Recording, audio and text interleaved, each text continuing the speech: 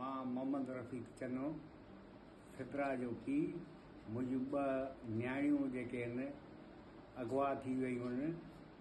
मल्हार बुर्ड़ो ऐं हसन बुर्ड़ो हथियारनि जे ज़ोर ते मुंहिंजूं ॿ न्याणियूं अगवा करे विया आहिनि ऐं हीउ वॾो ज़ुल्म थी वियो आहे मुंहिंजे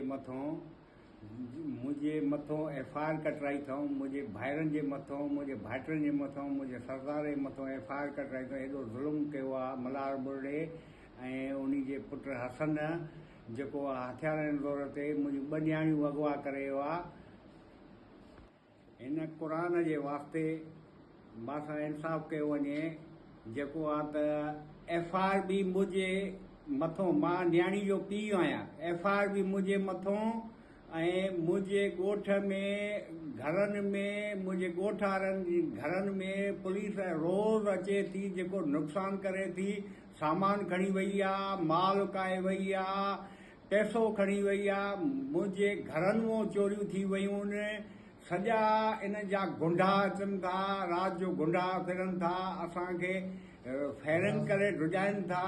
हे छोरो शादीशुदा आहे, जंहिंखे औलाद बि आहे, जेको मुंहिंजियूं ॿ न्याणियूं खणी वियो आहे ऐं मां ज़ुल्म कयो अथई मुंहिंजे मथों क़यामत क़यामत ॼण आई आहे मुंहिंजे मथों।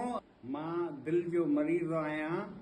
मां IG सिंध खे, DIG लाड़काणो, SP जेकाबाद खे, वज़ीर आला मुराद अली शाह खे, बिलावल भुट्टो खे हिन क़ुर जे वास्ते मां चवां थो मां इंसाफ़ कयो वञे। हे कहिड़ो कानून आहे?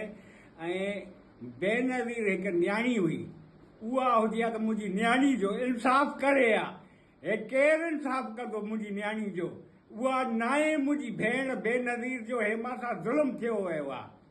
सिंध जी न्याणी अदी फरियाल टारपुर खे मां हे क़ुर ॾेखारियां थो त मां सां इंसाफ़ कयो वञे। मुंहिंजी